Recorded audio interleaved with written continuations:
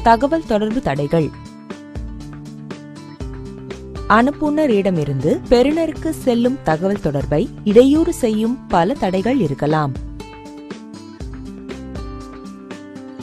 தகவல் தொடர்புக்கான தடைகள்: சொற்பொருள் தகவல் தொடர்பு, மன ரீதியான தடைகள், நிறுவன தடைகள், தனிப்பட்ட தடைகள்.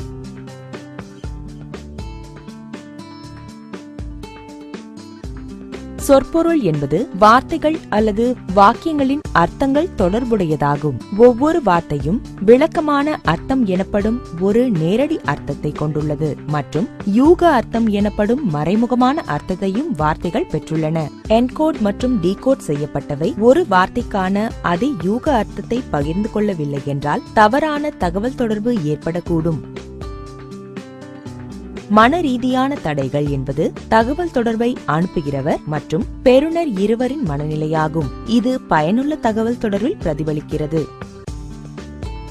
உதாரணம்: கவலையாக உள்ள ஒருவரால் சரியாக தொடர்பு கொள்ள முடியாது மற்றும் கோபமான பெறுநரால் செய்தியின் உண்மையான அர்த்தத்தை புரிந்து கொள்ள முடியாது.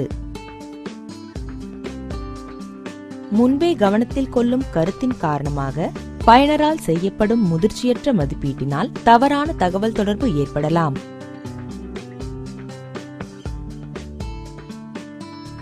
தகவல் தொடர்புக்கு எதிரான அனைத்து தவறான அபிப்பிராயங்களும் பெறுநர் செய்தியில் கவனம் செலுத்தவில்லை, டிரான்ஸ்மிஷன் இழப்பு மற்றும் தவறான தகவலை நினைவில் வைத்திருத்தல் ஆகியவை பெறுநரின் ஒரு அங்கமாகும் மற்றும் அனுப்புநருக்கும் பெறுநருக்கும் இடையிலான அவநம்பிக்கையாகும். நிறுவன தடை: ஒரு நிறுவனத்தில் தகவல் தொடர்பானது ஒரு நிறுவனத்தின் கொள்கையின் அடிப்படையில் நடக்கலாம். ஒரு நிறுவனத்தில் கடுமையான விதிகள் மற்றும் கடினமான நடைமுறை காரணமாக சரளமாக தொடர்பு கொள்வதற்கு நிறுவன கொள்கை உதவாது.